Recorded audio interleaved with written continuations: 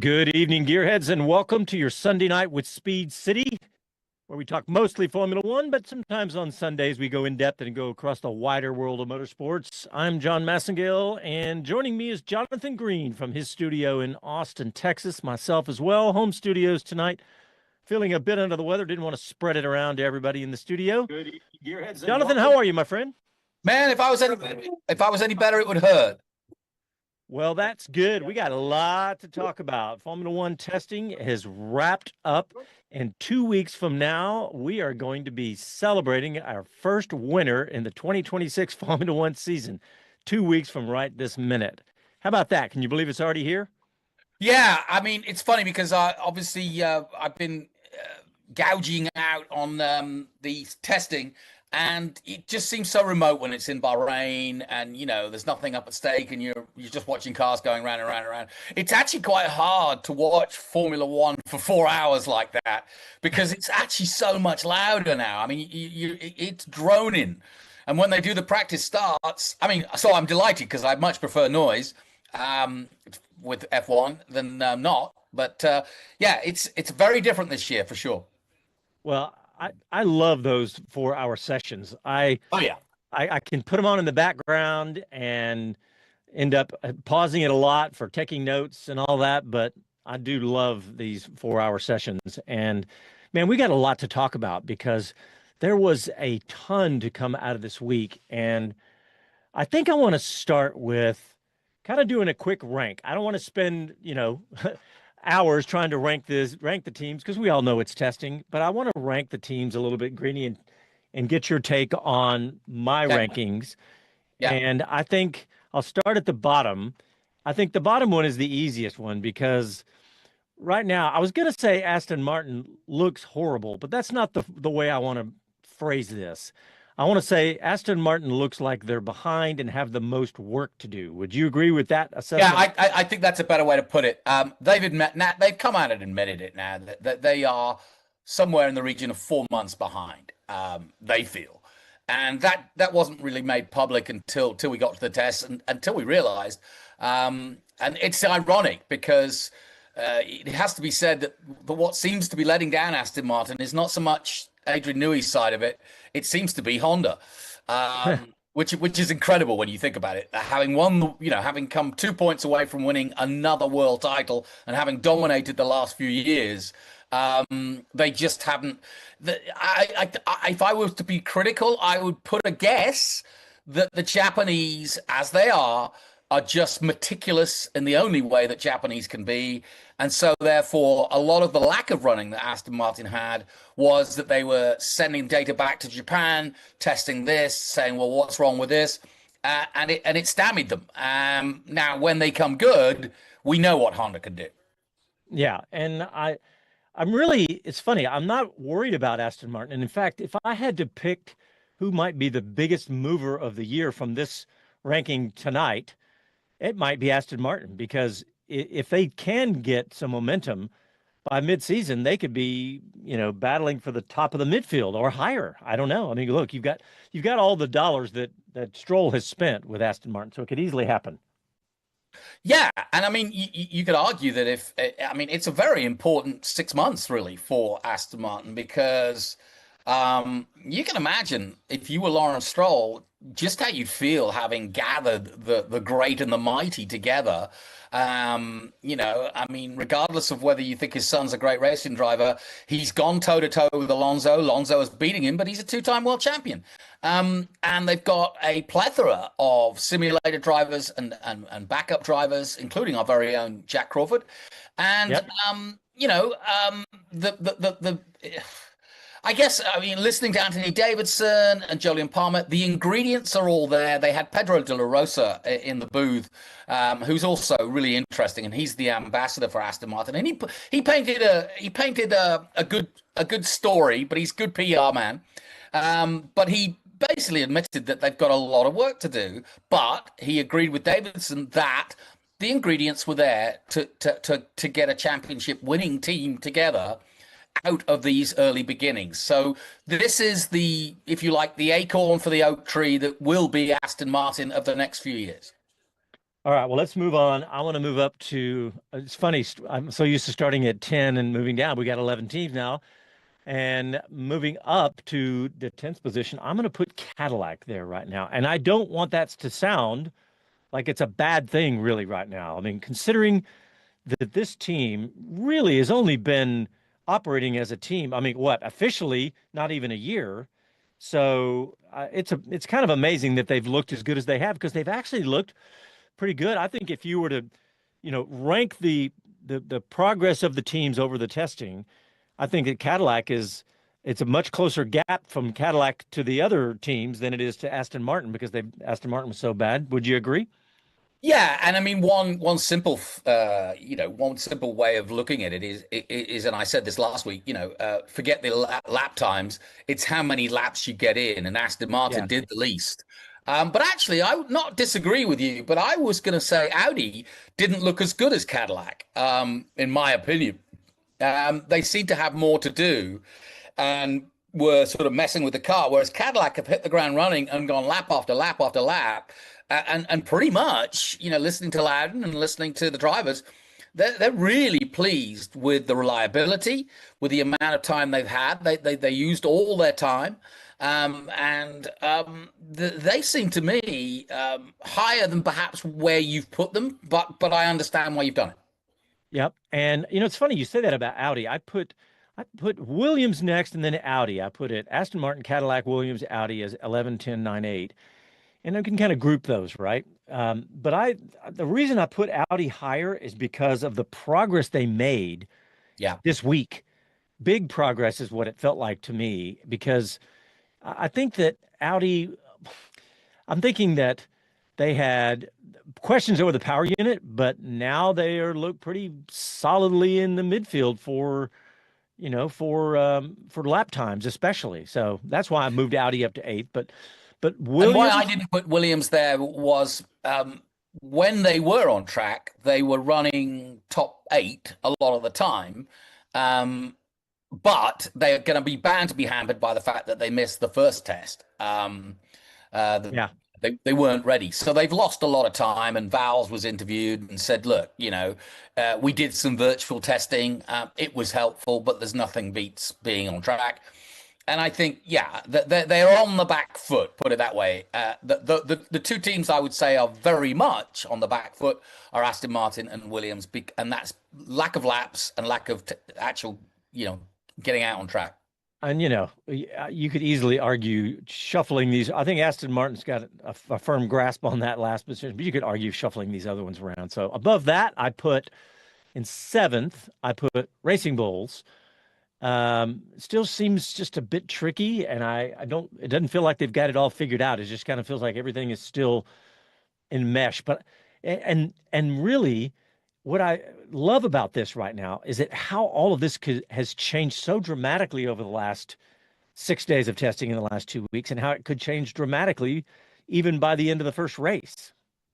Yeah, I mean, the truth is what I learned from the Bahrain tests was there's so much to learn for everybody. And I can confirm everything we've been saying for the last few weeks, that all the drivers, I mean, we've had comments like it's speed chess, it's Formula E, and what Verstappen was alluding to was the amount of work you have to do on the wheel to get the energy. And obviously he's been very critical. We can get into that, but this is a very, very different era, and I think it's going to be a driver-led and engineer tactical strategy-led era.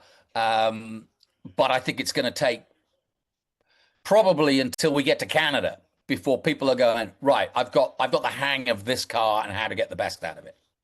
All right, next on the list I've got Haas, and I think they look really organized and look like, I mean, the car's got pretty good form. Seems like it's got good balance. There's no, they're not locking up all the time, or they don't look. They seem to be like a well-oiled machine. It's just not super fast, but very stable. Is the thing I wrote down twice. To be honest, I know it's sort of a ridiculous way to judge it, but I think the car looks good. on track. It just looks like a good racing car, as you say. The performance has been good. Its reliability has been good. They look good on track. I mean, to the point where Komatsu evidently was giving Ocon a bit of a kick up the butt, saying, "Hey, you need to perform better than you did last year." Behrman is the coming man, no question. And throughout those tests, Behrman was generally quicker than Ocon, but it's testing. But they had a good run plan. They stuck to it, and I haven't heard anything negative coming out of Haas at all. So I'd almost push them up a little further because they did so many laps. I think, along with Ferrari, they did the second amount of most laps, I think. Yeah, and it's hard to push them up right now because once you get in my list, next I've got here, I'm just going to finish this out and then we can argue about these all because I've got Red I like Bull. going through it individually, though. I bet you've got Alpine next. Yes, that's true. I do. Where have you put Audi? Well, Audi was down in 8th. Okay. Yeah, but Alpine, it's funny. I actually was back and forth on 2 different lists. I had Alpine and Haas swapped on 2 different lists. So I really have Alpine 6th and Haas 5th is what I really wanted to say. I would agree with that, and I'll tell you why. Yeah. There's no question. We said it all along. Alpine will be a much better team with a customer Mercedes engine. Clearly, the Mercedes engine is strong. Perhaps stronger than it should be. We can talk about that in a bit. But it's now a customer of a team that one of those cars with a Mercedes engine will win the championship, in my opinion. Like in terms of favoritism, certainly that's what Red Bull say. They say that McLaren is favorite right now. Well, good. We are on the same page about Haas because I had them at 6th and moved them up. But all right, so above that in 4th, I've got Red Bull. So it's funny. They came out of the gate so good, right? We all thought, wow, that Red Bull Ford power unit has been surprisingly good. And it has been. It's just obviously solid, but I think that it's just not as quick based on what we've seen as Mercedes, Ferrari, and McLaren. What do you think? Yep, I agree with you. I have to say hats off to Jim Farley and his massive team of Fordites, because no mean feat to get to do what they've done. I know it's a partnership, and I know that Red Bull have been working on this powertrain for almost 2 years now. And it's not it's helped by Ford. It's a Ford powertrain for sure. But I think the combination, and it's always interesting, I said this all of last year, which is what's going to happen next year, because it takes time for an engine, a PU partner to mesh in. And they've had a lot of casualties, if you will, a lot of guys leaving the team. But and recently too, was it who left recently? The main designer. So yeah, they lost somebody else. Which, man, there has been Greg Skinner. That's it. Yeah. But we've had there's been the brain drain there, as I was calling it earlier. But to be honest, watching both Hadjar and Verstappen. I mean, I know Verstappen's been sort of vociferous about not liking the car, but that's Verstappen. That's how he goes racing, and either he gets out of the car and retires, or goes to Formula E, or he'll buckle down, which he will. And there's one of the stories I put in this week's show was that that any rumors that Verstappen was quitting a hogwash, and the bottom line is the fact that he's done the testing and he's going to be on the grid in Australia.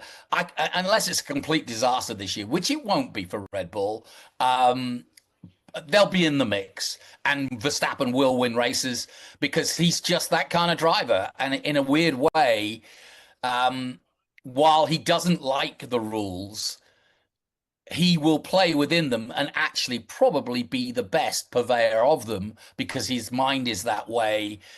He's got a good engineer, and tactically, he's one of the best, up there with Hamilton and Alonso.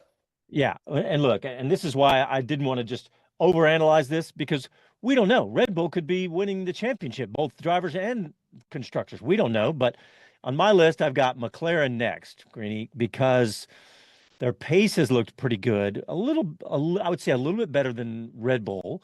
Energy management, which, by the way, we're going to talk a lot about this because that's been so much a part of this testing. I think we're going to spend 24 races talking about engine and about management. Yeah. And by the way, let's not forget, you talk about the Mercedes power unit, McLaren and the other Mercedes teams, non-works teams, have all been using a slightly older power unit than Mercedes themselves has been using, which they will get in Melbourne.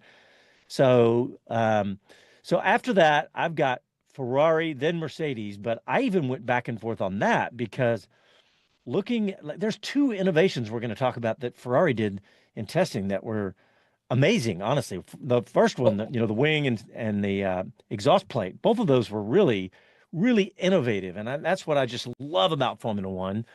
So, what do you think about my McLaren, Ferrari, Mercedes ranking? I will just for the hell of it, I'll say that I think Ferrari came out of the two Bahrain tests on top.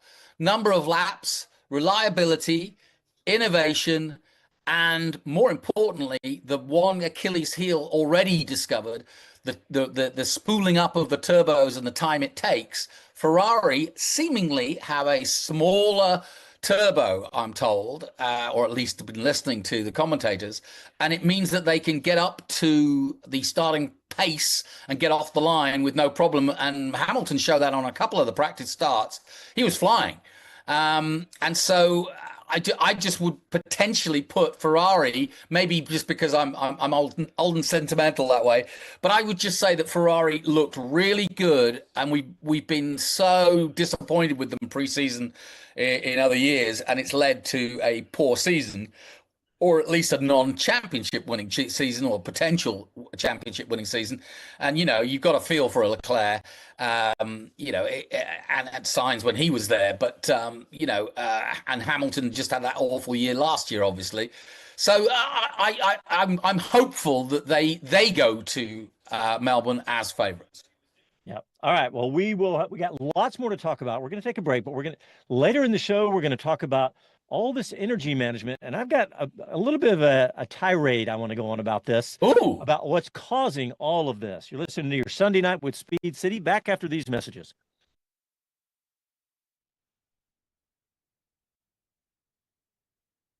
All right, looking in on YouTube, we got Bill Ricker, we got Andy P, and that's all we got at the moment on chiming in.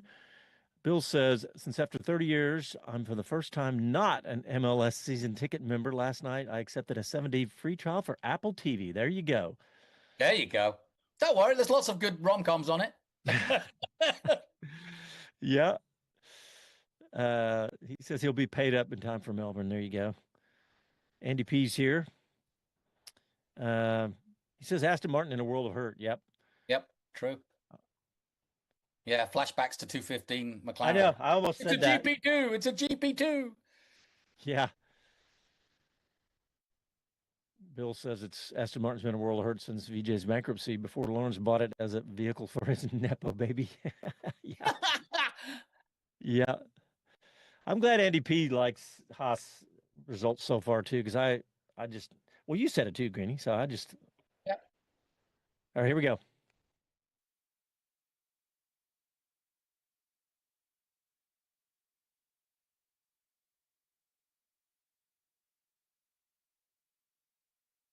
Hello, I'm Jenny Gow from BBC F1. You are listening to Speed City. Welcome back to the fastest hour in radio, Speed City. All right, welcome back. We talked a lot about the Formula One teams and testing. We're going to shift gears and talk Formula 2 for a moment because we have an American in Formula 2 with one of the most intriguing stories of a career twist, really, in motorsports. You had Colton Herta, who was having a fantastic career in IndyCar. I say fantastic. Let's say really good career, right? Yeah. But he's decided to team up with Cadillac and put a year in Formula 2 and see if he can get enough super license points to be in Formula 1 should there be a seat open next year or the following year with Cadillac. And Jonathan, he has already been in the Formula 2 car testing. Yes, and very successfully too. I kept a close eye on those tests and he started around the top 10 in the first test, and by the end of the couple of days of testing, he was up to fourth quickest against a bunch of guys who've been around Formula 2 for a long time. New tires, remember, he's never driven those tires. A new car, everything's new. I mean, testing is testing, we'll see, but it's definitely a step in the right direction for Colton Herta. No question about it. And I have to say, I've never said this, but I am so impressed with Colton's decision to do this. I put it up there with a completely different scenario, which is Rosberg quitting after winning his world championship. I think that those are two bold moves, ballsy moves by two drivers that just know their path. You know what I mean? I know what you mean, and I'm going to beg to differ just a little bit. They were both shocking to me, right? But yeah, really, Rosberg's, I don't put it as bold as Herta's. I mean, Rosberg just kind of, I always felt, in the moment, I felt like Rosberg said, I beat Hamilton. I beat maybe the greatest of all time. I'm going to walk away from this, right? And like he didn't feel like he was having fun doing that. He didn't seem like he was enjoying it. I don't know why. I'd have to go back and look at some of that, but Colton Herta, I mean, I think he is how old is Colton? 25? He's still very young. I think he's 25. So he's 25, yeah. But then again, most of the guys he's probably one of the older guys racing in F2. Yeah, for sure. And he even said that, I think, in some of this article where he talks about, hey, I didn't expect to be here at this age, which and starting out, because like you said, a lot of the people in F2 are still in their teens. So it's unusual, but I think if it works, it'll be an amazing story. And if it doesn't, I guess the worst case scenario is if he doesn't get to Formula One at all. And because he needs to finish in the top 8, I think, in Formula 2 this year to get the super license points. Yeah. Well, I think it's top 10. I mean, I don't think it's a big ask for him. How long? I mean, he's an adaptable driver. He just did and he's quick for sure. And he just did the Daytona 24. I mean, he can drive anything. I think he's going to be an Alonso-like figure in terms of wanting to drive anything he can. And I also think he's a natural driver, more so than a lot of guys that he's raced against in Indy. And I also think that he'll take to the F2 quickly. And once he gets up to speed, he'll dominate. I think. I don't think he'll necessarily win the championship. He doesn't need to. I just think I think it's a bold decision, and I think it's a good decision. Well, speaking of, you said he can drive anything. He did say in that article, he said, I'm kind of learning how to ride a bike a little, which of course, of course, you're going to a whole new series, no matter, if you don't follow F2, I mean, it sounds like it's a lot like Formula One because it's right below Formula One, but it is really not like Formula One at all. I mean, they've tried to make it as close as they can, but there's just too many dollars in Formula One, and the car's very different. The tires are different. Everything is different. So he is learning to ride a bike because it's a lot different from IndyCar. So, but that is going to be one of the favorite stories for us. We're going to be watching that very closely. So, well, and you couldn't get a better motivation. Dan Towers has come out and said, he has Colton in mind for 2027 Formula One. Fact. Yep, that's right. Now, what that means for Perez or Bottas, I don't know. But and it might be a little bit like Tsunoda last year at Red Bull, where he's going head to head with another driver, i.e. Bottas and Perez. It could be a case of who has the better year and gets his head round the Cadillac, who stays, and the other one gets knocked away for Colton. Yeah, this is Formula One. There is no guaranteed seat. There's no guarantee. So. And except for maybe a stroll or two. But anyway, all right, we're going to move on to another story. The FIA has put forward a proposal currently being voted on by the Power Unit Advisory Committee to change how Formula One engines are tested for compliance with the new 2026 technical regulations. And all of this comes back to the compression ratio controversy that has started with rumors of Mercedes and Red Bull, which has now come to focus completely on Mercedes. And it's almost, it is not a fact yet, but it still feels like that it's gone from rumor to a lot closer to a fact with it just being Mercedes. And I think that, and by the way, if this vote goes through and it gets voted on and passed, then that will put us right at the summer break where they have to go through a new testing regime for compression ratio that includes both cold and hot temperatures, because that's been the whole controversy, that the compression ratio new rating of 16-1, the lowering from 18 to 16, Mercedes is being accused of being able to manipulate the engine when it's warm to raise that compression ratio. And when you do that, you raise power. So we shall see how this happens. Well, then I need to, on behalf of all the other Luddites out there, ask what I don't understand this story for two reasons. One, you explained how the compression or increasing the metal size as it heats up could increase the compression. I get that. But my first question is, why can't everybody else do that? And are they using unobtainium to do it?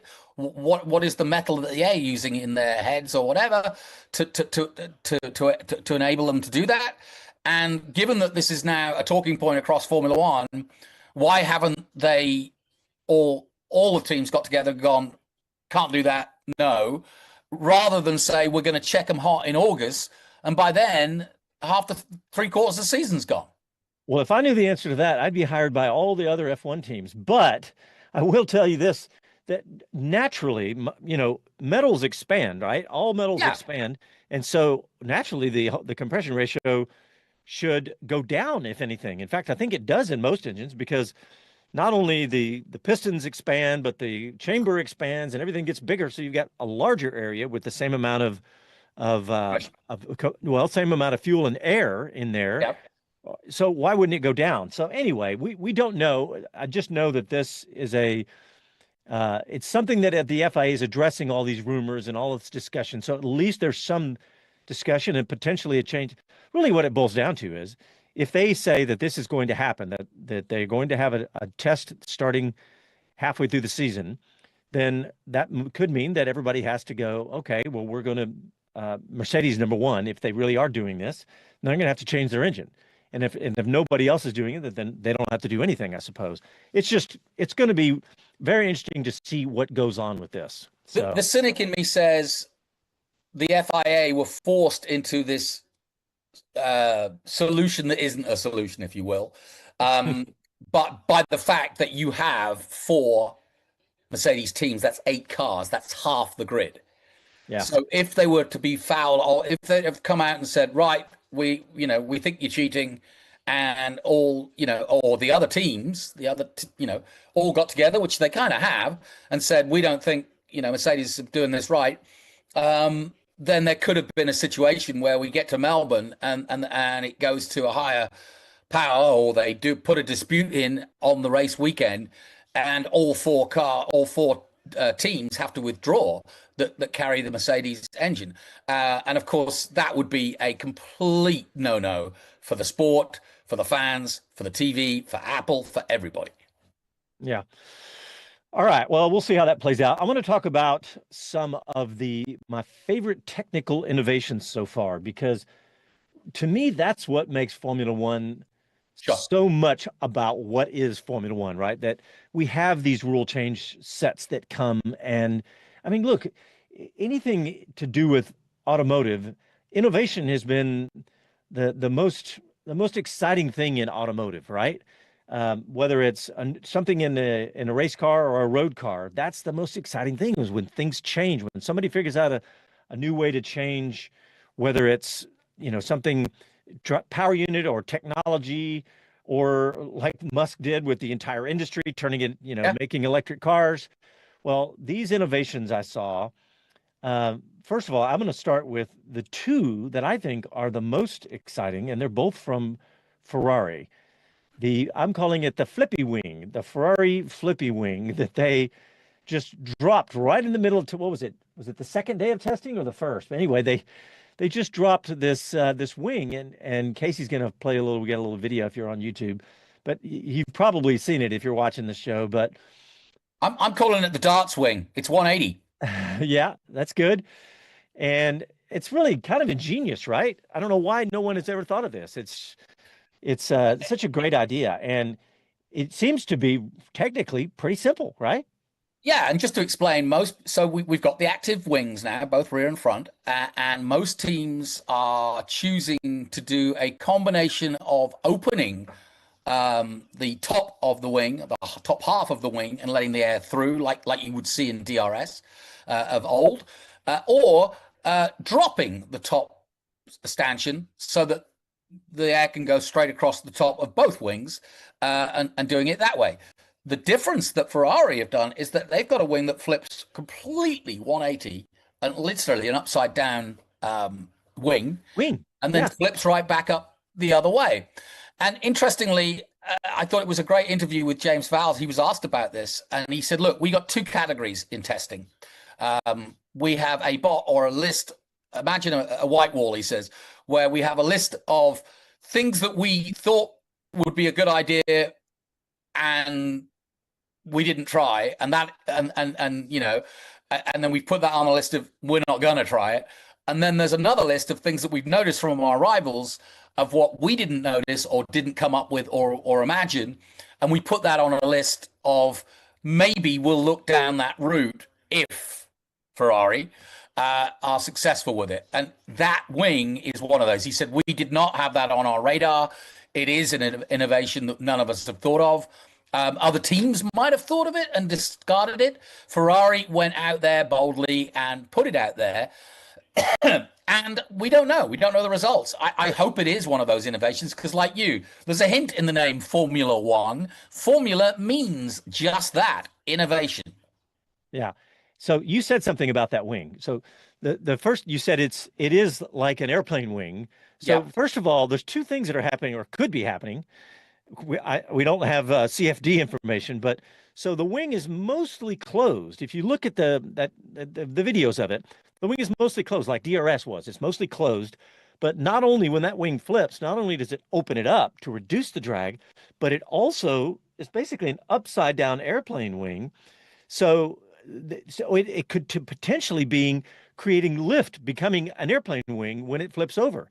So it could be doing the opposite. So it's really a twofold potential aerodynamic win with that wing flipping over. So we'll see. And also, I think at the end of the straight, when it flips back, remember, you've got two modes. You've got straight line mode, which is the wing drop down, and the same is true of the front wing. And then when you go into the corners, the downforce is resumed by the fact that the wing goes back up, and same with the front wing. It becomes more of a downforce use, so you get lots more grip, mechanical grip in the corner. So I think that the key to this wing is that transition from straight line, where it's also kind of being used as a downforce because it is an upside down wing, and then flips 180. And that transition from the straight line mode to the corner mode is if that's successful, then Ferrari could gain quite a lot. Yeah. Okay, well, one more technical innovation in this segment here, and it's also, again, Ferrari, and we also got another little video for you guys on YouTube, is the Ferrari rear exhaust plate. And I thought this was also another little interesting innovation because what they've done is they've got an exhaust plate that essentially mounts to the back of their gearbox, right? And this exhaust plate kind of sticks up almost 90 degrees straight up behind the exhaust, therefore diverting the exhaust gases that are coming out, diverting them up. And you can see it if you look at the videos closely, the little bit of exhaust smoke that comes out, you can see that smoke trailing up towards the rear wing. So clearly that is affecting the aerodynamics.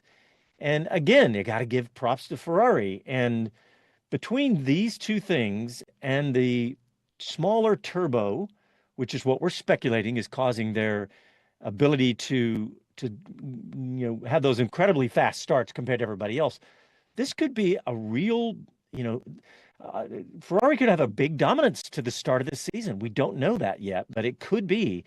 And that initial start, I mean, we all know that no matter what in Formula One, you always want to be in the leading position. And Ferrari and Haas F1, by the way, Cadillac has, they also has the Ferrari power unit, but it wouldn't surprise me at all at the end of turn one to see a Ferrari Haas 1-2 in Melbourne. Ooh, a 1-2. That's woo, go boy. Yeah. I mean, at the end of turn historically, if you remember, Haas have always performed well in Australia. Yeah, it's true. I don't know if that's going to be a 1-2, but I also think that everything we're talking about, I won't say would go out the window because we are taking a learned view on it in terms of watching the testing like everybody else. But I think that the drawing board will have gone back to since yesterday, as it were. I think they've got the 2 weeks now to come up with a whole bunch of new stuff. And I think we will see even more innovation in the first few races of the year, which are going to be so different. You've got sprint race weekends in China. You've got a very different track from China to Albert Park. And then you've got Japan, which of course is a classic Suzuka, high speed, tough. So this is going to be a real test, and I would argue that it'll take till Miami, where we really feel comfortable with saying, McLaren are on top or Red Bull are dominant, whatever it might be. But I think it could take that long. Yeah. Okay, well, let's get a quick break in. And when we come back, we are going to talk about this deep dive that I was talking about that's causing all of these energy management issues. Back after these messages.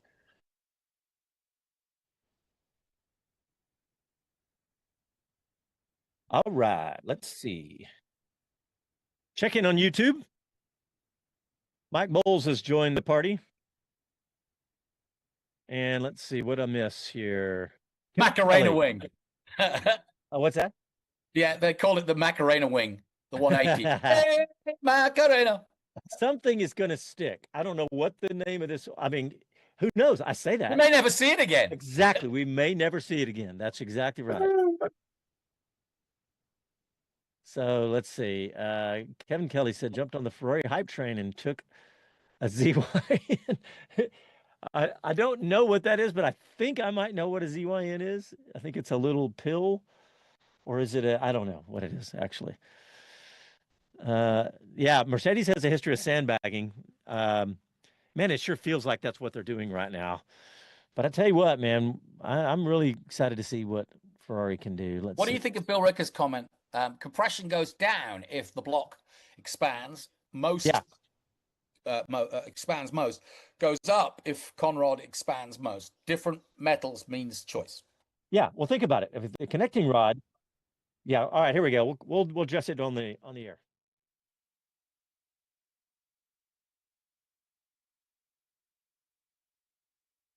I'm George Russell, and you're listening to Speed City. Welcome back to the fastest hour in radio, Speed City. All right. Welcome back. We were just chatting with the YouTube guests, and Bill said compression goes down if the block expands most, goes up if the connecting rod expands most. Different metals, different means choice. Yes. And you could do that. You're also left out the cylinder head, which I'm not saying you didn't know that, but the cylinder head is another major component of that. And you could even mix metals in some of these. We don't know what somebody's come up with, but yeah, that does make sense because compression ratio is just a simple math equation of what the compression versus of the volume of the chamber when the piston's at the bottom of the chamber. So you've got a full open chamber versus when the piston's at the top. It's just that ratio. So as the metals expand and contract, that's what all that comes back to. So this is going to be really interesting to see how this plays out. So we'll see. All right. Well, I said I've been wanting to talk about what's causing all of this controversy in the world of energy management, right?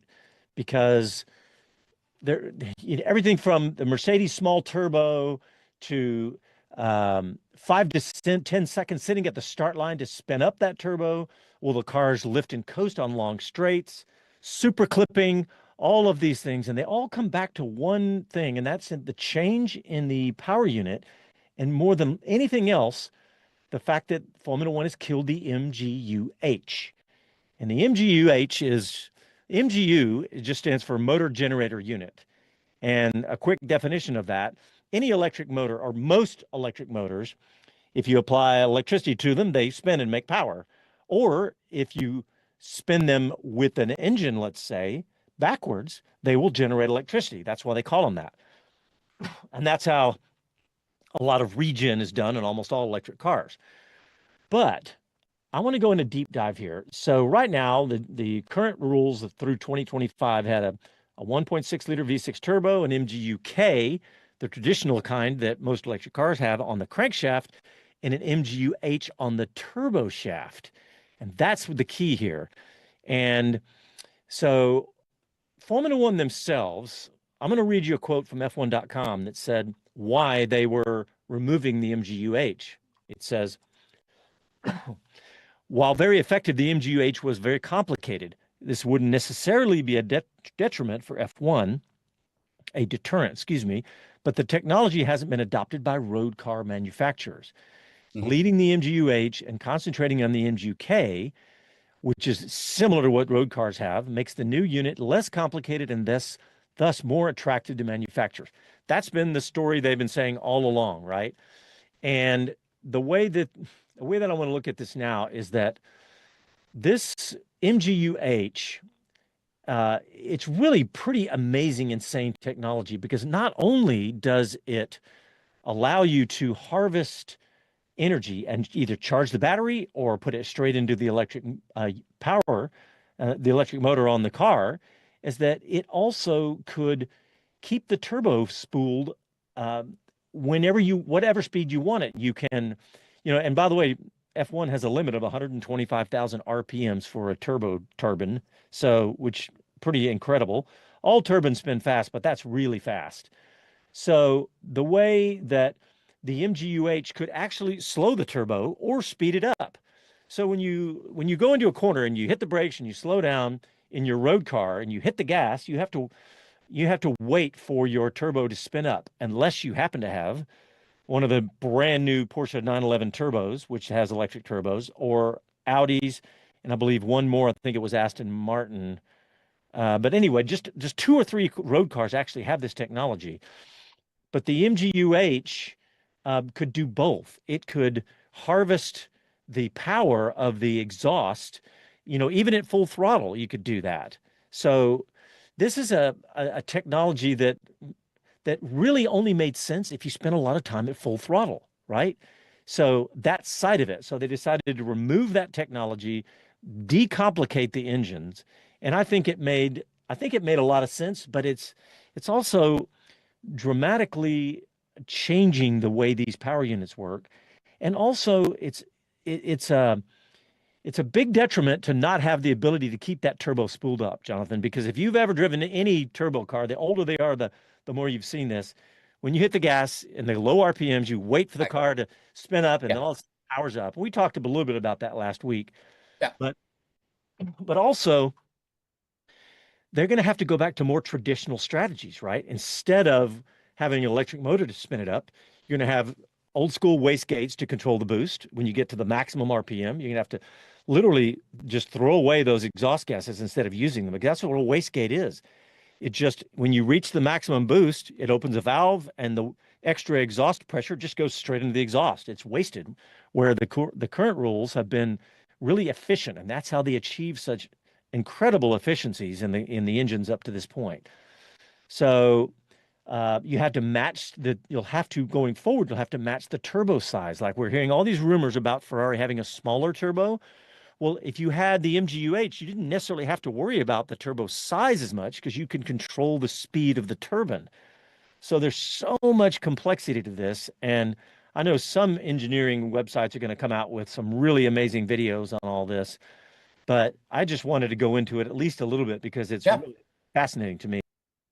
And can I mean, the sort of the layman's version also, not of that particular thing, but one of the things that was a negative of Bahrain was the likes of world champions like Verstappen and Alonso complaining that the new rules and the new cars are fine in some ways, but not in other ways, as a racing driver's mental side of it. In other words, every racing driver wants to corner as fast as he can, right on the very edge.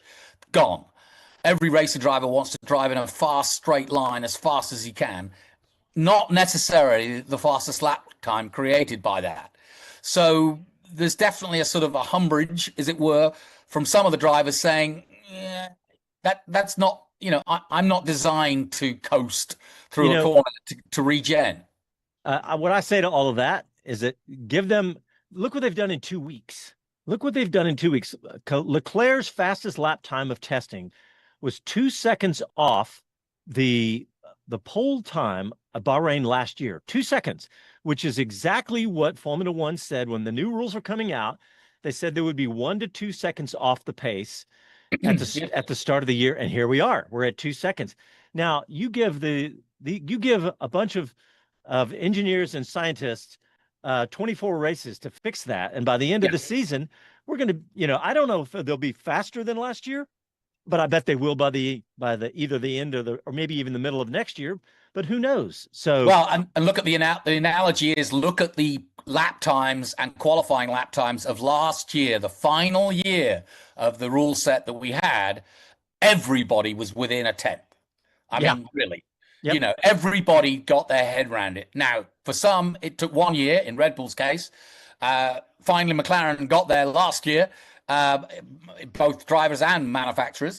But, for everybody to get the technology and make it work to its best and get everybody as close as possible takes time. And you're absolutely right. It's just 2 weeks in. So let's not read too much into it. Yeah. And you know what? Think about what's happened in the electric car industry, how everybody was going to go electric. They shifted away because the infrastructure wasn't ready. So Formula One did it too, right? They're now 50% electric. The power unit is now making half of its horsepower with electricity. So I wouldn't be a bit surprised if we see a backing off of that, because there was all the discussion about either going back to V8s or V10s, or I was pushing for V12s. I don't care about the displacement. I just want more cylinders. But we could easily see that. We could see that happen again, and it wouldn't surprise me at all after all the discussion this year that we could have a change in the rules. And they can't just change the rules in mid-season and give the teams, they're talking about doing this one little change in the compression ratio, and look at all the controversy it's starting. Imagine if they said, we're all going to go to V10s, right? What kind of dramatic change that would make. But I would argue that if you just said, okay, leave everything else the same, still 1.6, same, and as what it was in 25 and older, let's say, where it was, 150 horsepower versus the 475 that the electricity offers now, just change the cylinder count. So we shall see, but I just love the fact that that our sport is just as much a space race, technology race, as it is a race on the track. Some argues that they don't love that, but I do in particular. Well, and it's what makes Formula One unique. If you haven't got that by now, the guys that complain, oh, the racing is not as close as it should be. Well, it's almost impossible, because you're right. It's a space race. This is not spec racing. This is not, 25 Mazdas out with the same exact carburation, same engine, same, stock. No, this is not that. This is innovation, and it is the best of the elite of the engineers and the boffins going head to head. And again, I'll use the name Formula. It's a combination of everybody coming to the table with what they think will make it work. Obviously, they're all very similar. You can see that from the cars, but the rake, the way you use the combustion, you've been through it all already today. Everybody comes to a different conclusion, and that is Formula One at its essence. All right. Well, we have a couple more things. We just got about 6 or 8 minutes left in the show. I want to talk about a couple things. I just saw a story that Apple TV just tweeted, and they said, congratulations to the F1 movie sound team on their BAFTA award. I don't know what a BAFTA awards, but a film television award, I don't know what it is. We'll look it up, but they got the award for sound. And I was just telling someone that what I thought was cool about the F1 movie and this new announcement this week, it's the British Oscars. apparently. Jonathan, you should have known what a BAFTA. So anyway, BAFTA. I know what a BAFTA is. Goodness gracious, I've been to the BAFTAs. Yeah, well, there you go. So the F1 movie won a BAFTA for sound. So did you see the other news story about Formula One? It's not the movie, but it was talking about how there's going to be several Grand Prix that are live inside of IMAX theaters. And what I loved about the F1 movie is that I went, when you and I went and saw it, when there was an early showing, it was in the IMAX. And then I went and saw it with my family at a regular theater without IMAX, and it was a dramatic, different experience. The movie was. And I think that the sound, you had to be in an IMAX. And I think this idea of watching a live Grand Prix inside of an IMAX theater is going to be amazing. I think they're saying like 50 theaters this year, about 8 races. I'll tell you something you didn't know about me. I was involved a few years ago with a sort of F1 experiment and worked directly for F1 in what was called F1 in cinema.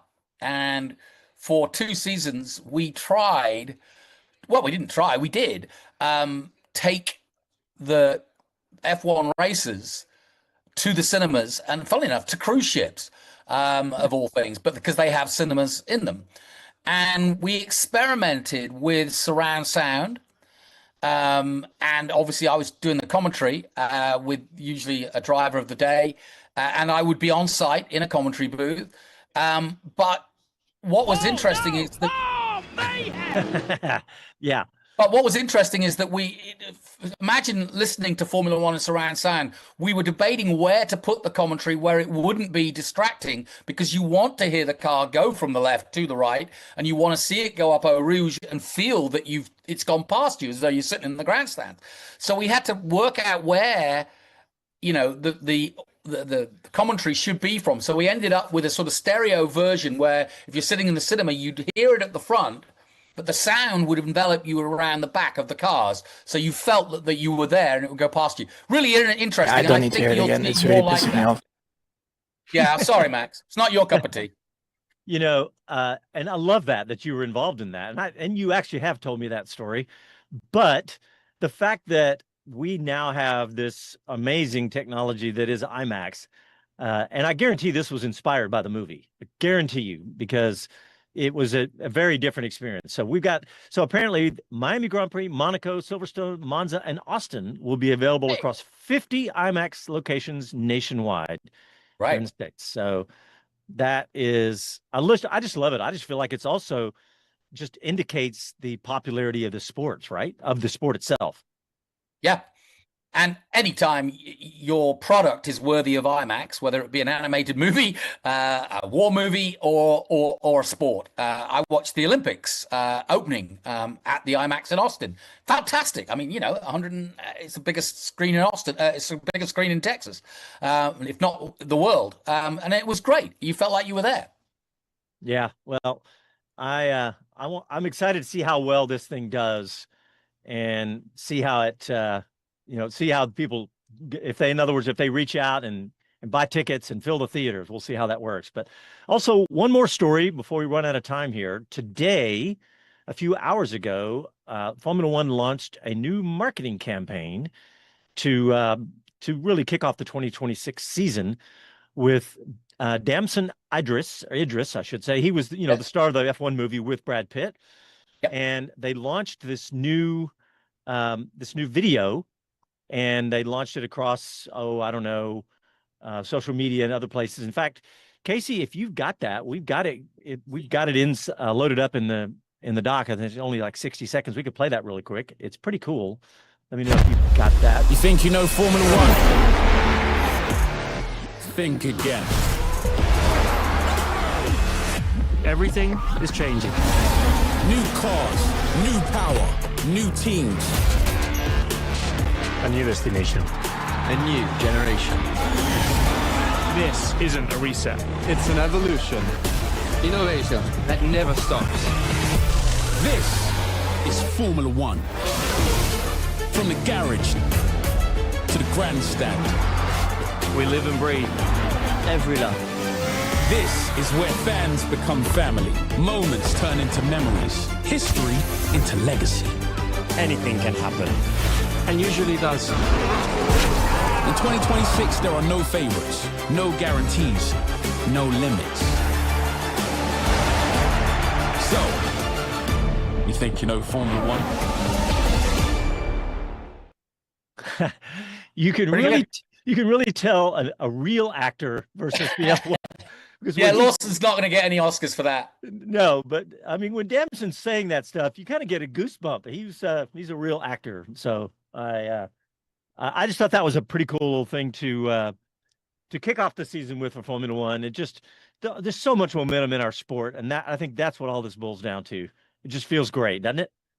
Certainly does. I mean, we're going to be scratching our heads for the next three or 4 months. I really do think so, because we're going to be trying to get our heads around it, and that's the fun of it. Yeah.